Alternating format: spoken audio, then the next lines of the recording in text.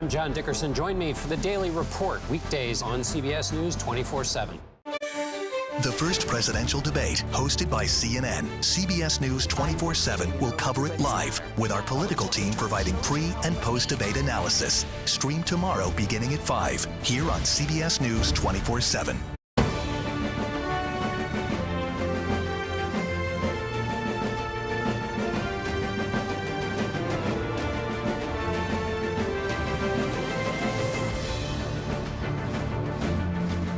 Individuals whom you reference are in fact in custody. We did not have derogatory information when they were first encountered. Shameful that Speaker Johnson is going down this route, but it shouldn't be a surprise to anyone. We have to look at the arguments of the far right and the far left and say you cannot destroy this country with your rhetoric and your arguments. Hello, everyone. I'm Major Garrett in Washington. Welcome to America Decides. Bloomberg News has obtained what appears to be an unreleased Supreme Court opinion that would allow abortions in medical emergencies in Idaho. This became a question after Idaho passed a law placing some limits on abortion access after the Supreme Court overturned Roe versus Wade. Now, according to the Bloomberg report, this document briefly appeared on the Supreme Court's website, was then quickly removed. CBS News, it is important to note, has not yet independently obtained a copy of that Supreme Court opinion. I want to bring in our chief legal correspondent, Jan Crawford. Jan, what's the case, and did this thing that appeared ever so briefly on the High Court's website appear to be the opinion we're waiting for? Answer your first question, your second question first. Yes, that does appear to be the opinion in what is one of the most closely watched cases of the term. The first case the Supreme Court has taken up about a state's ban criminalizing abortion since it overturned Roe versus Wade 2 years ago. You mentioned it was a case out of Idaho. The Idaho law is one of the most restrictive in the country, one of 6 states that ban abortion except to save a mother's life or in cases of rape or incest. The Biden administration sued almost immediately after that law took effect and said, wait a minute, there's a federal law that should override that. That federal law would require stabilizing care in hospitals that in some rare cases could include an abortion when the woman's health was also at risk. So they're saying there are other circumstances where Idaho must be able to perform these abortions. That is a big issue. These are unusual cases, fortunately rare cases, but women have complications in pregnancies. And at times, abortion can be the recommended method of treatment when their health also is at risk. So that was the issue. That's one of the, obviously, the stakes are high. And today, Bloomberg revealed that it had somehow grabbed a copy of what appears to be the opinions in that case that have not yet been released. The Supreme Court is not commenting on the specifics, but it did confirm that a document was inadvertently briefly put on the court's website, and the opinions in the cases, all cases, will be released in due course. What did that opinion say in general, or should we even wade into what that opinion said? No, I think we can wade into it because I feel like when you look at the document itself, there is a finality about it. It's formatted like an opinion. It has multiple writings from different justices.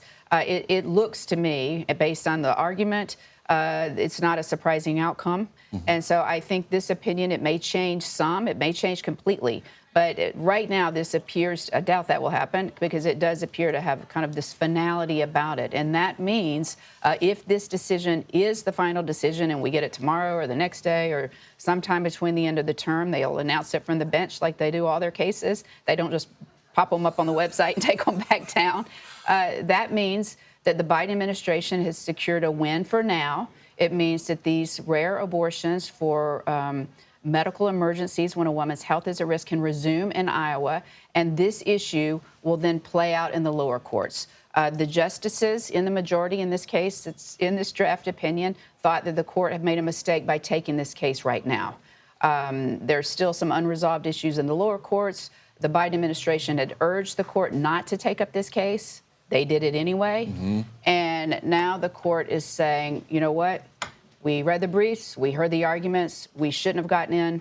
We're going to let this play out in the lower courts. And while that plays out in the lower courts, the justices say in this opinion that Bloomberg has, while this plays out in the lower courts, we're going to let an injunction be restored, that a judge had put into place, blocking that part of that Idaho law and saying that these kind of abortions for medical emergencies where the women's health is at stake, those can resume. There was a period of time of great uncertainty about this in Idaho. Now that uncertainty for a period of time may be lifted. Jan Crawford, thank you so very much. The Supreme Court also ruled today that the Biden administration and possibly future administrations could continue efforts to press social media companies to remove misinformation or what they term disinformation. By 6-3 vote, the justices tossed out a lower court ruling that found officials were using social media to limit conservative opinions or viewpoints. The case was brought by social media users in Louisiana and Missouri. They argued the administration was violating their free speech rights. Justices Thomas, Gorsuch, and Alito dissented in that opinion. President Biden and Donald Trump will face off tomorrow night in the first general election debate at CNN's Atlanta studios at 9 p.m. Eastern. Here's a bit of what happened the last time these two went head-to-head at a debate. The character of the country is on the ballot. Our character is on the ballot. Look at us closely. Let me ask some follow-up. Please respond, and then we're going to have follow-up. If this stuff is true about Russia, Ukraine, China, other countries, Iraq, if this is true, then he's a corrupt politician. All right. So don't give me the stuff about how you're this innocent baby. Our Nancy Cordes joins us now from Atlanta. Nancy, in general, what's the atmosphere there? Well, Major, there's a great deal of anticipation. Both campaigns have a significant presence here. And now that we're just one day away from this first of what we expect at this point will be two presidential debates between now and Election Day. The stakes couldn't be higher, not only because this is an event that is sure to get a lot of attention around the country, particularly from voters who maybe weren't tuned in that closely before now, but also because this state of Georgia is one of the key battleground states. You'll remember Trump won it by about 5 points back in 2016, but then he famously lost it by about 12,000 votes to President Biden in 2020. So there is a fierce matchup going on here. Both of the campaigns holding events today to try to reach Atlanta voters, African-American voters in particular. The two candidates are not here in Atlanta yet, but the former president called into an event at a black-owned barbershop here in Atlanta today, and they'll both be arriving tomorrow for this first of two debates. And to what degree can you describe the length and depth of the president's preparations, Nancy?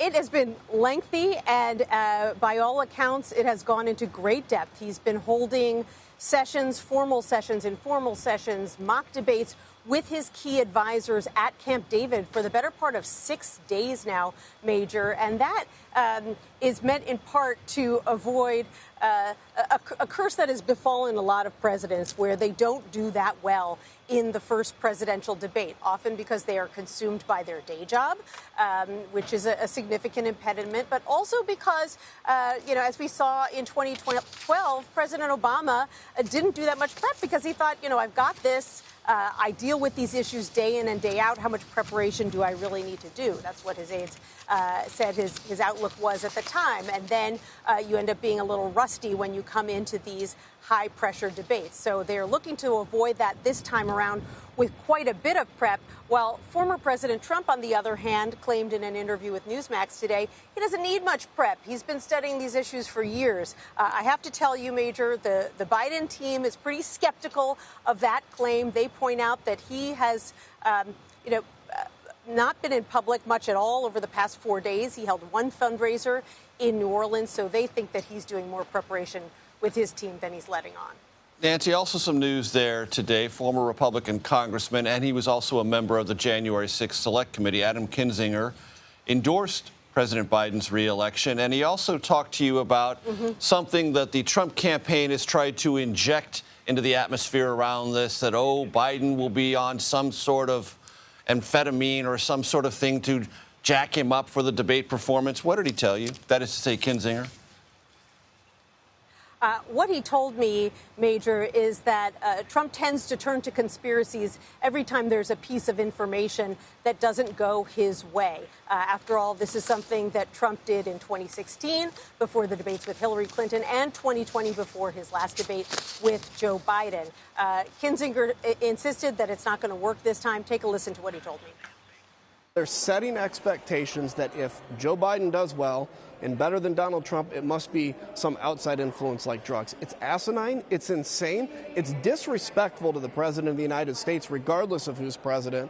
And it just goes to show how desperate they are. I've talked to the Biden team quite a bit about this, Major, and while it frustrates them to hear an accusation hurled at President Biden that they say is completely baseless, not just by Trump, by the way, but by members of his team, they like to point out that Joe Biden famously doesn't even drink. And so it's unlikely he's going to be using any foreign substances tomorrow or at any point in the future. Nancy Cordes with us from Atlanta. Thank you so very much. Don't forget, here's a programming note. I'll get that out. Join us at 8 p.m. Eastern, 5 p.m. in the West tomorrow for coverage of the presidential debate right here on CBS News 24/7. This program will kick off coverage with a special edition of America Decides live from the Spin Room in Atlanta at our usual time. You are streaming CBS News.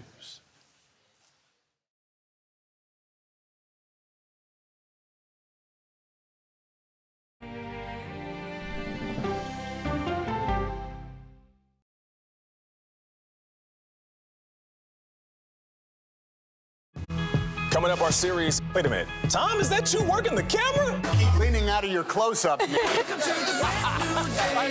Your morning routine just got better. CBS Mornings, weekdays at 7.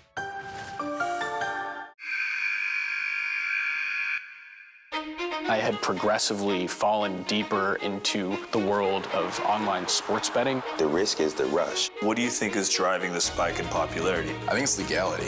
If it's legal, I'm going to use it. There are ways to bet when you are 18. We've created an epidemic of child gambling. You can't walk into a male dormitory in a college campus without sports betting happening. It's America's most neglected problem. I used sports betting as a way to escape, when in reality, I'm choosing self-destruction. Whatever I had left, it was gone. The purpose of the industry is to get you to play to extinction. And that means until all your money is gone.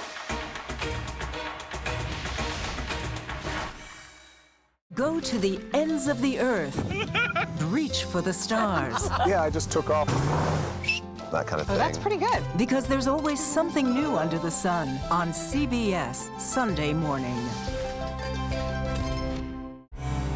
An original documentary from CBS reports. That desired farm, it's a wonderful place to raise children, and it still is. Promises broken. Black Americans have been the target of racism and discrimination pretty much from the time they acquired ownership in the land.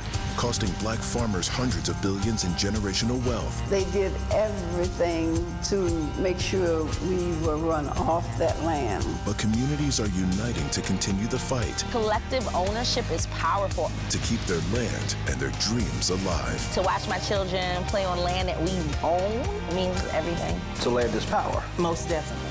40 Acres and a Mule, now streaming on the free CBS News app. People with developmental disabilities were once sequestered by the hundreds of thousands in institutions. Many of our fellow citizens are suffering tremendously because lack of attention, lack of imagination, lack of adequate manpower. Disability activists have since torn down barriers blocking them from living at home or in the community. We conclude that Title II of the ADA requires states to provide community-based treatment for persons with mental disabilities. But of the 16,000 people who remain in state-operated institutions, half are in 5 states, and Illinois is one of them. I don't want to live in the institution. It makes me feel discriminated against. Do you think there are people living in institutions in Illinois that don't need to be living there? Yeah, because they're proving it as soon as they get out.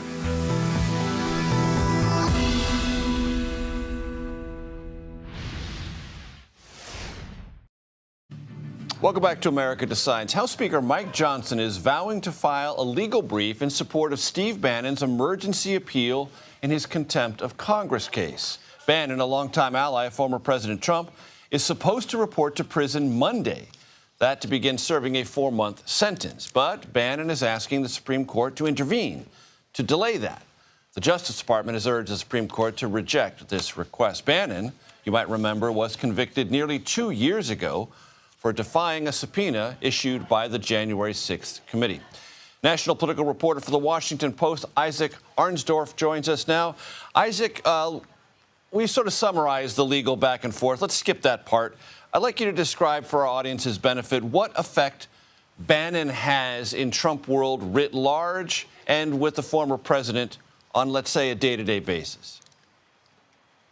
Well, Bannon is kind of a singular voice in the MAGA movement. I mean, he's not officially on Trump's campaign like he once was, but, you know, there are some benefits to having that little bit of distance also, where he can kind of try things out and take positions that even the campaign doesn't necessarily want to be responsible for. And actually, you know, this prosecution and conviction and the possibility of a jail sentence here has only served to burnish Bannon's stature in the movement, as Trump himself once told Bannon, this jail thing is making you a star. And explain to the audience who might not know how Bannon is sort of one of the first echoists of either new Trump lines or existing Trump grievances. Well, I mean, echoing, but also kind of experimenting, right? You know, trying things out. And there's a way in which, you know, Bannon sort of got MAGA way back in 2015 in a way that he could articulate as a political movement, as a political project ahead of Trump. And there's an extent to which that continues now. And particularly if you look back to the aftermath of January 6th, a moment where Trump was really isolated. And Bannon did a lot, had a huge role in kind of galvanizing the movement in recovering from that defeat and bringing them, mobilizing them back to a place that paved the way where Trump could have a comeback and be the Republican nominee again. Would you be surprised at all, Isaac, if the former president were to reclaim the White House, Bannon would re-enter the White House in a significant position? You know, I think similar to the relationship on the campaign now, you know, there's kind of a more natural mode for Bannon to be kind of the outside media iconoclast than to actually be the West Wing employee. So, you know, I think the dynamic that they have now is working pretty well for both of them. You know, they are still in touch, and Bannon is more frequently in touch with some of Trump's aides. So, you know, sometimes we call him former advisor, and you know, really a better term is sometime advisor. And you picked up on a really important terminology. I said echoing, you said experimenting. That is to say, Bannon often will be the first person to sort of trot out a theory or a line or a point of view of attack. He's done that with President Biden in the lead up to this debate, has he not? Yeah, and, you know, sometimes those things that Bannon will throw out there, you know, will disappear and never be heard from again if they don't stick. And part of the challenge of reporting on him and listening to his show is trying to sort out what's a lot of blowing smoke and what's real. But, you know, I think recent history has shown when he's onto something, he can really be onto something.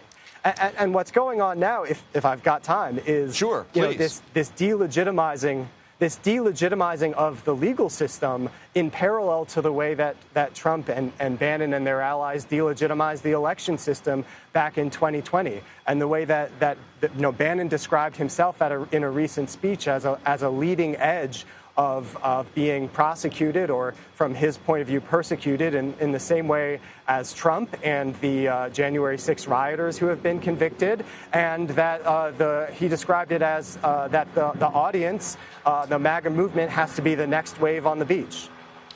And that's a really important point, Isaac, because first they cast doubt on a legitimate, verified, legally certified election. Now they cast doubt on the legal system trying to hold them account for doing that. That seems to be a two-pronged effort, both by Bannon and former President Trump, to topple the very system that they believe resists them or try to hold them to account? Well, when I was interviewing Bannon for my book, he told me basically I'm not in the rebuilding business, I'm in the tearing down business. And he's very explicit about his goal of trying to demolish the existing establishment, the existing institutions, and set up something to follow. But he's much less interested in what's to follow than he is in the destruction part. And is he in any way, shape, or form, Isaac, conscious of that gap, meaning I'm all there and eager and willing to tear something down, but don't trouble me with the consequences or my ideas about the rebuild? I mean, don't you have to have the rebuild at least theoretically sketched out to be so confident about the teardown? I think fundamentally his theory is that if you redefine the two-party system as one elitist, globalist, left-wing party called the Democrats and one working-class, right-of-center, nationalist party called the Republicans, he thinks that's a recipe for Republicans to dominate American politics for decades or even a century. Because there are no elitists in the Republican Party who support Trump? I mean, come on. There are all sorts of industrialist CEOs and large-scale business types who stroke enormous checks for Trump, have and probably will in the future. How does Bannon walk around that? Well, that's exactly why you hear Bannon and Trump's supporters being so tough on Republicans, on fellow Republicans, you know, often like getting more animated about them than actually about Democrats, because, you know, they're sort of taking for granted that the Democrats aren't going to be on their side, but the Republicans are the ones in their way of accomplishing this political project. And, you know, Bannon is not wrong when he talks about when he trained the movement to view that the reason that Trump failed in 2020 to keep himself in power despite losing the election was because of a few uncooperative Republicans at key points in the chain of counting and certifying and the peaceful transition of power. And what Bannon and Trump and the Republican Party in their image has systematically done since is try to remove all of those Republicans from the party and from their position so that that won't happen next time. So their power may continue. Isaac Arnsdorf, thanks very much. House Republicans are ramping up efforts to enforce a subpoena against Attorney General Merrick Garland. The House Judiciary Committee will sue the Justice Department to obtain audio recordings of President Biden's interview with Special Counsel Robert Hur. A Florida congresswoman is also pushing to hold Garland in what's called inherent contempt for not turning over those tapes. That could result in him being taken into custody, possibly. The DOJ said it would not bring charges against the Attorney General after the House voted to hold him in contempt over this underlying matter. 69% of Republicans and 59% of Democrats plan to watch tomorrow night's presidential debate. More from our new polling about that debate. That's straight ahead.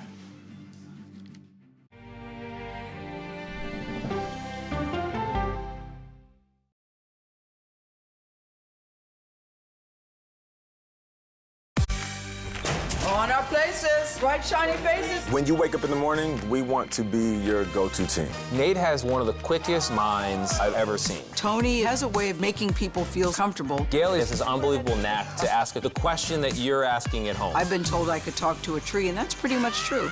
I don't go to work in the morning. I go for coffee with my two good friends, and we talk about the world. Your morning routine just got better. CBS Mornings, weekdays at 7.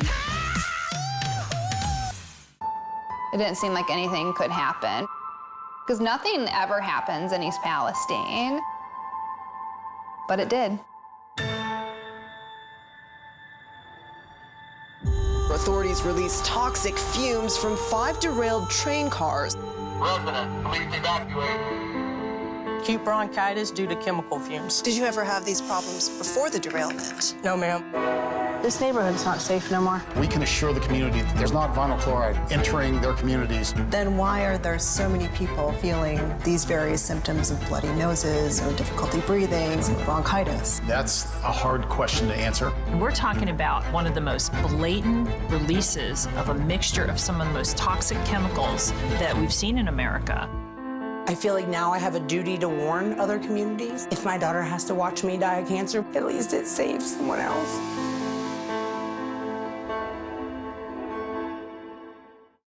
This case. It's like a screenplay, something straight out of Hollywood. But it's not fiction. It's 48 hours. Human remains found this week. 4 families shattered. There's no physical evidence. The mystery would haunt investigators for years. There's some questions that have to be asked and need to be answered. Like a John Grisham novel. A gripping true crime original. 48 hours. Now streaming on the free CBS News app. Stories that inform. You can be really old at 60, and you can be really young at 85. Inspire. How do we unlock the power within ourselves to be who we want to be? And brighten your day. The best part of fame is making people feel good. Always send the people home happy. Make every day a little more like Sunday morning. Here comes the sun. Stream now on the free CBS News app.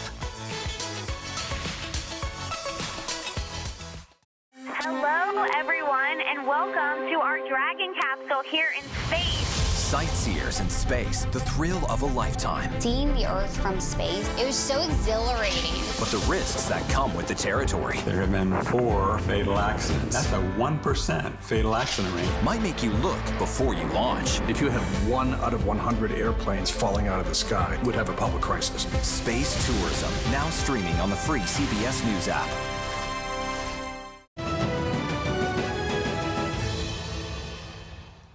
Welcome back to America Decides. The economy, immigration, foreign policy, access to abortion, the future of democracy.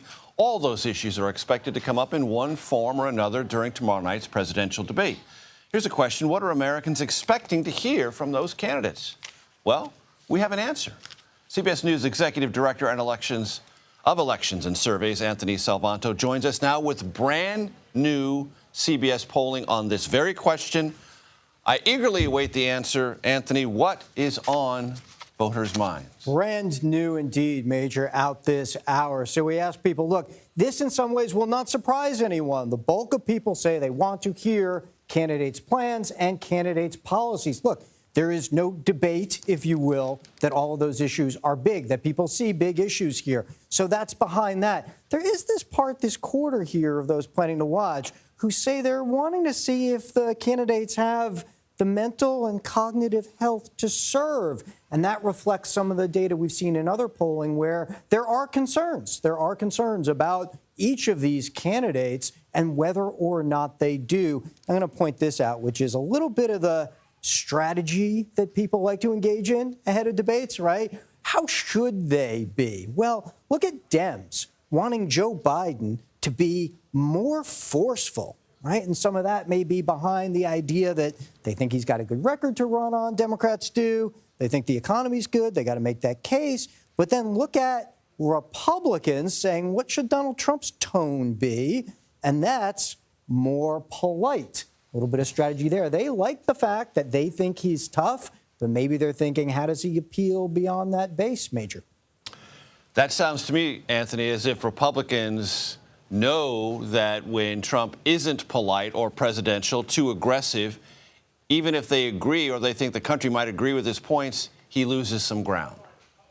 Yeah, that may well be. And look, a lot of this is voters thinking about what they think other voters are going to want to hear, right?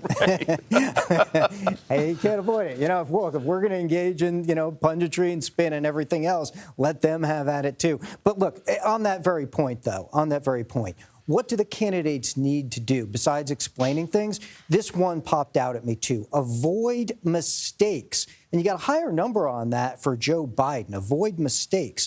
And so when you look at that and you say, break that down by party, there's a lot of Democrats who think he needs to avoid mistakes, more so than Republicans think Donald Trump does. Maybe they think he's got more to lose. Maybe they think he's got something to prove. That's all in there, too. Anthony, anything that tells us how interested, writ large, people are in this debate, considering it's super early in the process, before the conventions? I think two things. One is what you just saw about that avoid mistakes might speak to a little bit of apprehension, if you will, among some partisans, maybe among some Democrats. I did notice this, that there's fewer Democrats who say that they plan to watch. So there, you want to talk about interest. Well, is it because their mind's made up? Is that because they don't know what's going to happen? We'll see. Fresh out of the data oven. We don't have an oven, but just metaphorically. Anthony Salvanto, thank you very, very much. Next, we'll bring in our political panel for more on Thursday's first presidential debate. You are streaming America Decides.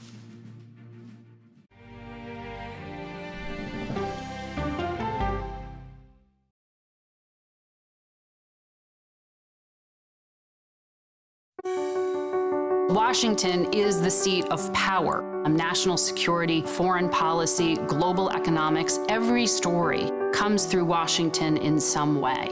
We bring some of the most powerful voices in America to the table. We don't just ask the questions, you have to go deeper. We try to understand what's at the heart of the issue we're talking about, to then come forward with solutions. Face the Nation on CBS.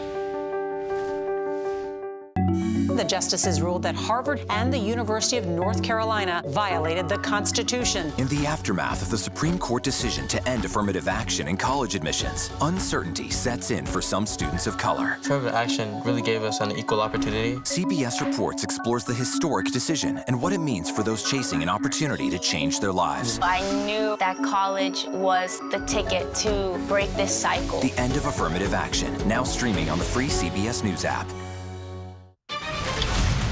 Okay, let's go. You guys good? Hey. All right, we good? Keep going. It's the clock. It's ticking. Off we go. 60 minutes. 60 minutes. 60 minutes.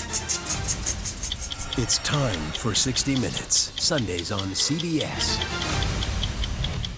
An original documentary from CBS Reports. AI is among the most world-changing technologies ever. Curing diseases, scientific breakthroughs, making lives better. They can help us with medical discoveries, scientific discoveries, doing better agriculture, having cures for things like Alzheimer's. It's also going to really transform the way we work. The uplifting potential of artificial intelligence is limitless. It gives you a friend, somebody to chat with 24/7 that is non-judgmental. He makes me feel loved and desired. And so are its downfalls. The problem with all this AI is that it's unpredictable and uncontrollable. The choices we make now will have lasting effects for decades, maybe even centuries. The ChatGPT revolution, now streaming on the free CBS News app. We are about to see American weapons in the hands of Mexican cartels. A gun pipeline to Mexico. We are arming the cartels. 100%, no doubt about it. Happening right under our noses. Who's doing something about this? Nobody. A CBS Reports exclusive. Most Americans have no idea that we are effectively arming the enemy next door. This is the story the American people need to know. Arming cartels, now streaming on the free CBS News app. America Decides, taking you inside American democracy. The most important stories on a day-to-day, hour-to-hour basis. You're going to hear a lot of reporting. It is clearly a pivotal moment. Gun control, the economy, education. Both sides of the political aisle fight it out for power. Bringing you the analysis that you need. Thoughtfully, with context. Be part of the conversation. On CBS News Streaming. Welcome to America Decides, Monday through Thursday at 5 p.m. Eastern. I think the number one thing on the ballot in 2024 is democracy. This is like the year where if we don't get this right, truly democracy is a threat. And maybe it doesn't go away, but it will always be damaged.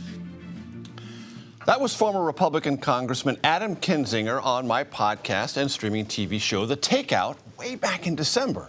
Today, he officially endorsed President Biden, saying President Biden will, from Kinzinger's perspective, always protect democracy. I want to go back to Atlanta with our political panel, Finn Gomez and Shelby Talcott. Finn, as you well know, CBS News' political director. Shelby is politics reporter for Semaphore. Finn, you're spending a lot of time talking to both Biden and Trump worlds, but I want to emphasize Biden because you've been doing that most recently. Preparations and expectations. What can you tell us? Preparations, Major, well, it's sort of your traditional model for preparation. He's meeting at Camp David with close advisors, his top senior advisors, going over these sessions over policy, over top issues, and also they've started in the last couple of days the mock debates with someone playing Donald Trump. We've reported that. Nancy Cordes has reported that is being reprised by Bob Bauer. And so we're seeing that sort of preparation. But in terms of the expectations, something I've heard a lot about in the last couple of days, I think what I keep hearing from both sides is Donald Trump and a lot of his vitriol and description from the campaign trail about the president, about Joe Biden, has sort of lowered the threshold, lowered the standard, the criteria that Joe Biden now has to jump over. So essentially, it's almost backlash with just a day away before the debate. Major. Shelby, what is the Trump perspective on preparations and expectations? Donald Trump has been taking sort of a little bit of a different approach to this debate. He's been holding informal policy discussions with his aides, with people close to him, with top Republicans, even some vice presidential hopefuls. But he's also been out on the campaign trail, and his aides have stressed that part of Donald Trump's preparation has happened over the course of the last several months during those rallies and during those public appearances. So that'll be really interesting to see. And the other thing that I would note is when I talk to Donald Trump's campaign, they say that they are fully prepared to respond to some of these touchier subjects that Joe Biden is most likely going to bring up, which includes the argument that Donald Trump is a threat to democracy, stuff about January 6th, and, of course, his recent conviction in New York. Finn, as you well know, looking at the email traffic of today, both campaigns have been pre-preparing reporters before this debate with lots of fact checks on each other. CNN has made it pretty clear that its two moderators are not going to routinely fact check. They will let the campaigns and candidates do that themselves in the course of the debate. How do you imagine, based on your reporting, that interaction will go? Do you expect President Biden to try to fact check Donald Trump in real time and vice versa? Well, the expectation is there that he will be to contrast his vision of where America should go against Donald Trump. So that is something that I've been told repeatedly, that he will make that contrast. And in doing so, he would fact check his policies, fact check some of his claims himself. I think you're going to see some of that. And because there's no defined rule about that this time, Major, like no live fact checking from CNN, I think you're going to see a lot of that, and a lot of that going at each other and checking each other and what they're in their statements and what they're essentially proposing to this massive audience that's expected. Shelby, what are your thoughts on that? Yeah, I agree with Finn, and I also think when Finn talks about compare and contrast, that's a phrase I've been hearing from Donald Trump's campaign over and over and over again for the past few weeks.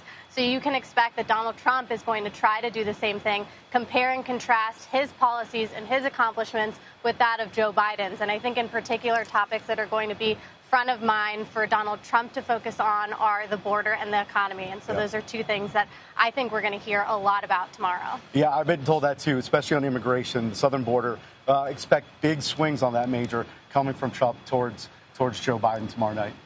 Based on my conversations with those very close to the Trump world and even from some nervous Democrats, they are expecting the former president to basically say four things over and over: inflation, immigration, crime, world on fire. Rinse, repeat.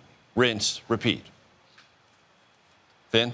Yeah, and one thing I've actually heard as well is that Donald Trump plans to take things a step further and not just go after Joe Biden on some of these things, particularly the border, on the debate stage, but he's also invited some of the family members of people who have been allegedly killed by migrants to Atlanta to sort of speak with reporters before and after the debate. And you mentioned foreign policy, Major. I've been told by those close to Biden that is something they feel that they can flex on, Major, that's something they feel that they can do well. And essentially he will say, like, if you pick Donald Trump, this world that is maybe on fire could be an inferno when he's in the White House. So I think they will definitely lean into that point. And Finn, picking up on that, Democrats who are not as anxious as others I've talked to, a little bit more confident going into this debate, say that President Biden will probably also have 3 or 4 words: job creation, access to abortion, future of democracy. Yeah, and that's exactly what I've been hearing too. Those 3 main points, and I think you will hear that. And again, I think, just for historical geeks like you and Major, I must say this is also, just to see these two. We haven't seen these two on the same stage together in 4 years. I mean, in that level of anticipation, it just sort of builds this sort of, these big expectations for both of them. You're going to have, the world watching in this major debate with only less than 5 months to go until the November 5th election. So the stakes are going to be so high, Major. And Shelby, I wonder if you have any reporting about how this debate may or may not feed into the Republican National Convention. It's been my assumption, and I've heard from some Trump people, that they see it as fodder, that if there are missteps or slips for President Biden, real or imagined, they will be running on some kind of loop, or at least in theory, thinking about that at the Republican National Convention. And that would place this debate in a completely different context, something that feeds into the convention as opposed to the conventions occurring before we even get to the general election debate cycle. We're reversing that entire order now. Absolutely, and that's part of the reason why both campaigns wanted to hold this debate so early. It was because they felt like voters are already voting by the time the debates are traditionally held, but also because this race has started early. Donald Trump has been the Republican nominee for a long time now, and so you can certainly expect that anything major that happens on that debate stage tomorrow, if it benefits Donald Trump, his campaign and Republicans across the country in leadership positions are going to be playing that and highlighting that and really using that to try to run forward into the next few months. Shelby Talcott and Finn Gomez in Atlanta, thanks so very much. The trial of Wall Street Journal reporter Evan Gershkovich got underway behind closed doors in Russia today. It has been 15 months since Gershkovich was arrested on espionage charges. Russian authorities have provided 0 evidence to support their allegations. His employer, the Wall Street Journal, and the U.S. government vehemently deny all charges placed against Gershkovich by the Russian authorities. Reporters were briefly allowed in the courtroom before those proceedings were closed. How could President Biden or former President Trump, quote-unquote, win tomorrow's debate? Well, one man who's watched many presidential debates with American voters as part of debate focus groups, well, he might have the answer, and he joins us next. You're streaming America Decides.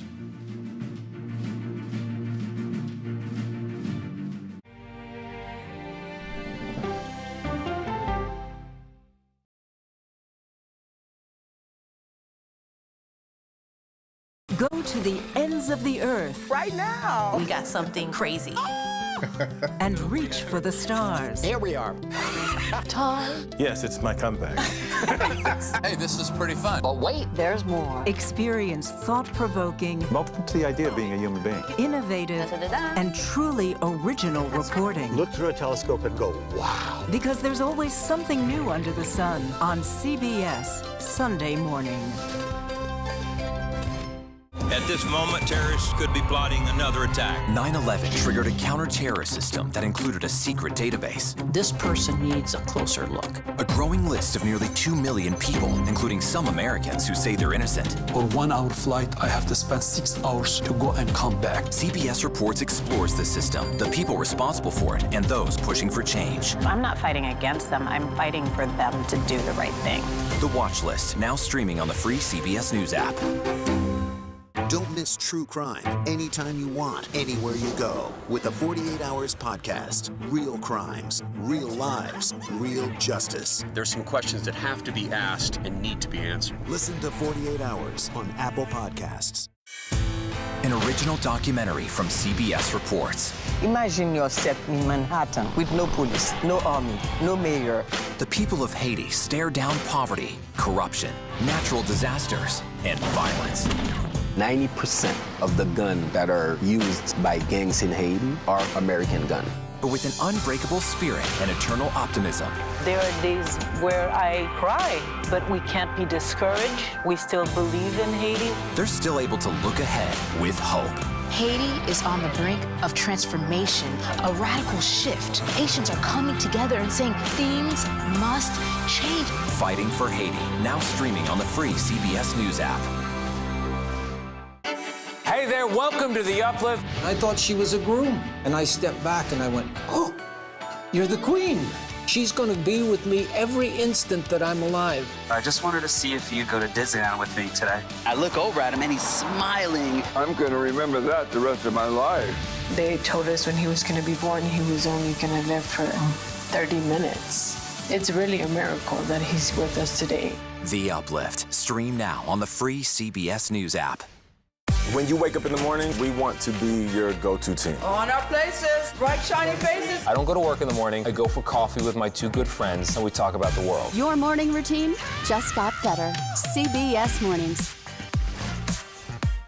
A CBS News investigation. People looking for love, finding their life savings gone. This could happen to anybody. And sometimes losing their lives. Anything for love. Now streaming on the free CBS News app.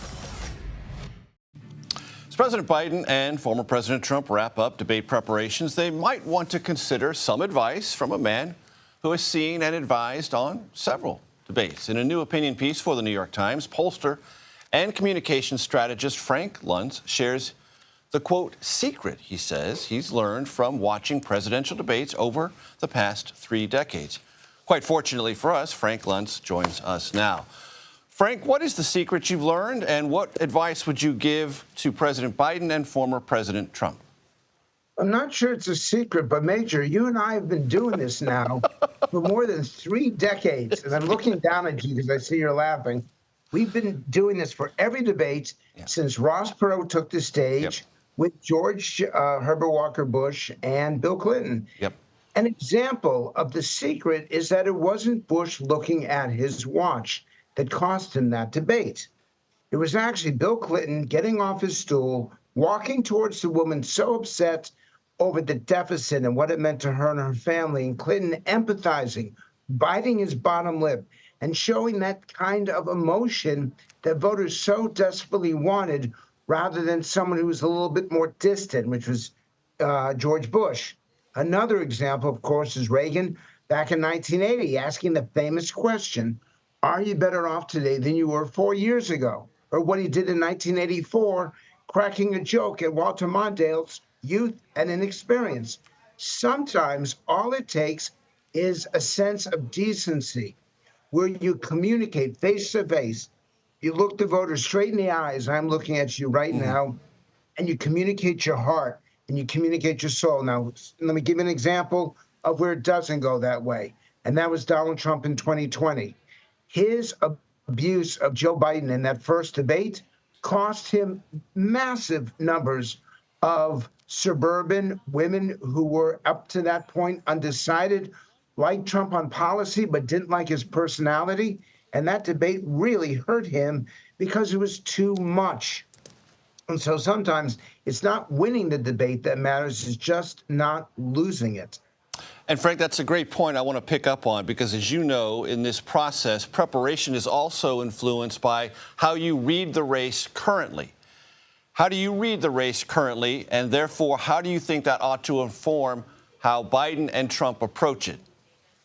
I was shocked that Donald Trump spent the last 2 months ridiculing Joe Biden for being unable to be president, and now he's trying to say that he's such a great debater.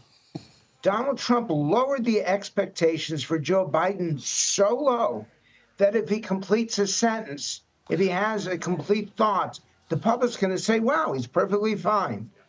The race is tied. It really is. If you look at the national polling numbers, which you shouldn't, they're dead even. If you look at the key swing states, Donald Trump has a slight advantage. But in the end, I believe the public is going to tune in not to see whether Trump has his act together, but whether Biden does. And that is explicitly because of the campaign that Donald Trump has run. His trying to win the election in April and May cost him the debate here in June. It's been told to me, Frank, and I wonder if you agree with this, that candidates who believe that debate preparation is designed so they can win policy points or win points of argumentation lose the thread. And the idea is not to do that, but to make yourself as likable and approachable and emotionally available as possible. Where do you come down? I love that. And I'm going to add the phrase as credible as possible, because in the end, debates aren't about the last 4 years. They're about the next 4. And already Donald Trump has won the debate, to a lot of people's surprise. When they're asked whose administration was better for them, Trump has a significant lead. So this is not going to be about what happened between 2016 and 2020 or 2020 and 2024. They have to prove that they're better able. And in fact, this is something that Donald Trump should be considering, if I were advising him, which I do not, is not to talk about 2025 and 2026 and not to go back and rehash the last 4 years. Keep asking people, if this is how he is in 2024, imagine 2028. Now I'm sounding so horrible. The idea of what things are going to be like 4 years from now, whichever candidate paints a better vision of that future and more credible in the ability to actually get there, that's the candidate that gets more votes. Because, Major, it doesn't matter who wins the debate. What matters is that people change their minds and vote for that candidate. Very quickly, Frank, does it surprise you that in the polling data, memories of the Trump administration really exist in a 2017, 2018, 2019 context, not a pandemic-ravaged 2020 context? So you don't know what I'm going to say to you right now, but yes, it does surprise me. I assumed, and I like being candid, and I wish more pundits were, I assumed that after January 6th, Donald Trump was done. And I assumed that the evaluations of him would be based on his COVID work and what happened in those last 12 months. It's not the case. And in group after group, and you do comparisons, Trump, it performs better than Biden in terms of presidential ability, in terms of inflation, in terms of immigration. On the issues that matter most, the public has forgotten that last year and has not forgotten the last 4 years. Always a pleasure. Frank Luntz, thanks so much. Thank you. Federal agents arrested 8 men from Tajikistan over concerns those men could have been plotting a terrorist attack on U.S. soil. That's according to multiple sources familiar with the investigation. The men were arrested earlier this month in Los Angeles, New York, and Philadelphia for suspected ties to ISIS. U.S. Homeland Security Secretary Alejandro Mayorkas shared details about their status earlier today. The 8 individuals whom you reference are, in fact, in custody. We did not have derogatory information when they were first encountered. Concerns were raised subsequently. We used our law enforcement authorities to apprehend and detain them, and they are in removal proceedings as we speak. You know Jamal Bowman ain't going nowhere, right? Congressman Jamal Bowman was unable to prevail in his high-profile primary. Next, we will take a look at his race and others last night across the country. You are streaming America Decides.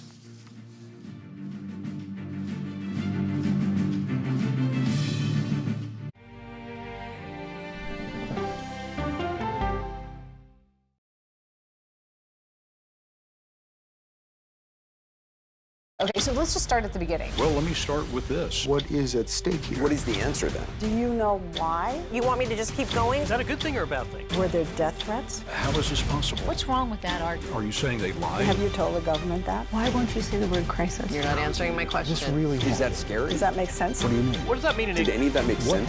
What's your response? What happened? Why? It's time for the CBS News Original 60 Minutes, Sunday on CBS and streaming on Paramount Plus. There is no more room in our city. New York City is receiving record numbers of migrants. Today, we're going to have more than 500 adults and children come through that door. Tensions rise as shelters reach max capacity. We don't have to take care of them. CBS Reports goes inside a crisis cities and families are facing as they fight to survive. The United States still has that glimmer of hope for people to come here. Fighting for a future. Now streaming on the free CBS News app. On Face the Nation, the way to learn is to listen. We may have a recession. Listening to how someone explains themselves is so key to understanding their perspective.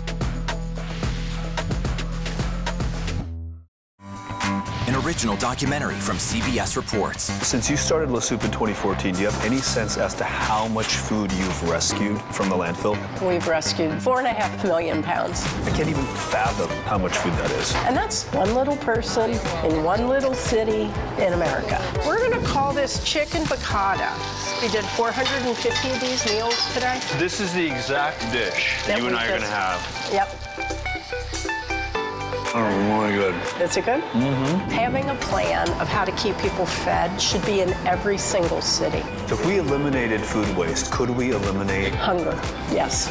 Eating Trash, now streaming on the free CBS News app.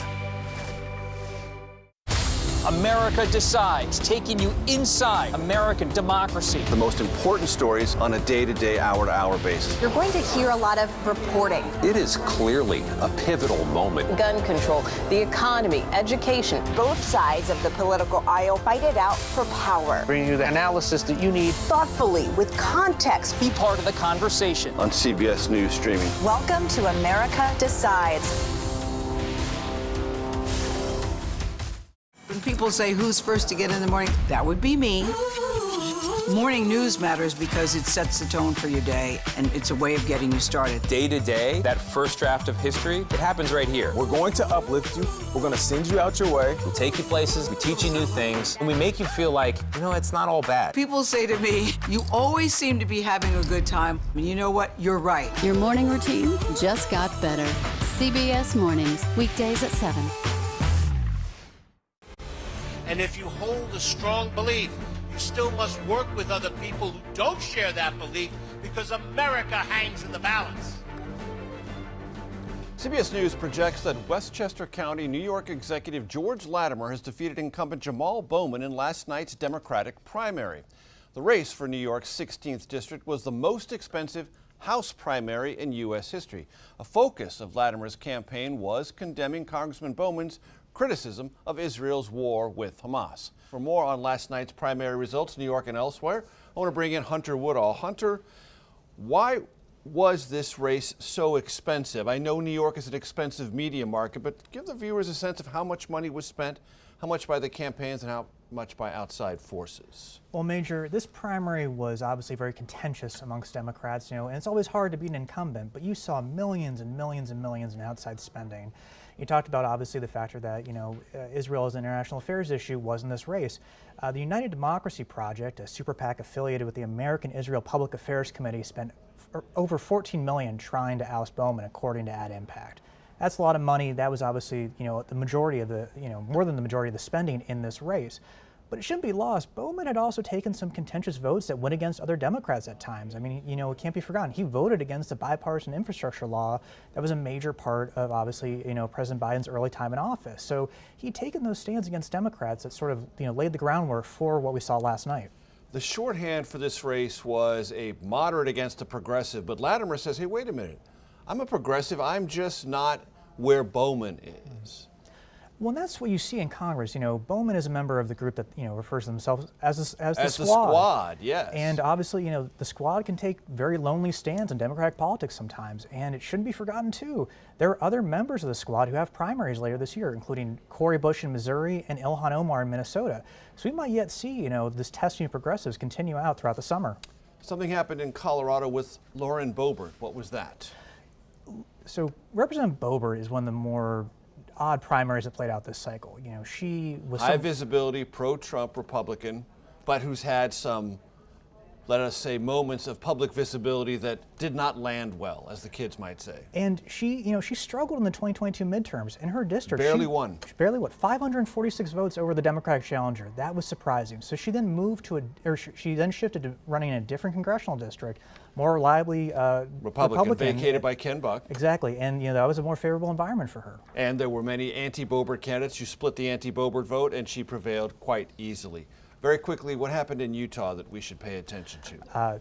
Donald Trump made a pick in the Senate race, local mayor. That mayor did not do well. It was GOP Congressman John Curtis that actually came out with the win last night, it's projected to be.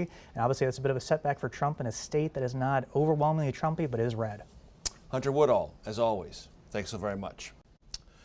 As we do from time to time in this program, we want to end by looking at a moment in political history that stands out. On this day, 9 years ago, the Supreme Court ruled the fundamental right to marry is guaranteed to same-sex couples nationwide.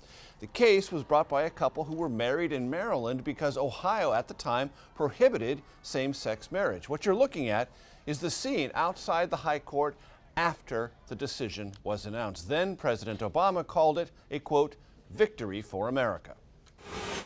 When all Americans are treated as equal, we are all more free. Today, we can say, in no uncertain terms, that we've made our union a little more perfect.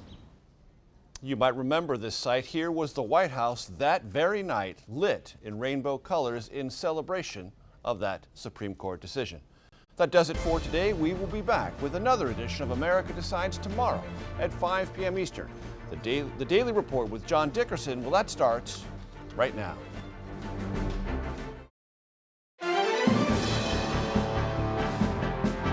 Welcome to the Daily Report for June 26, 2024.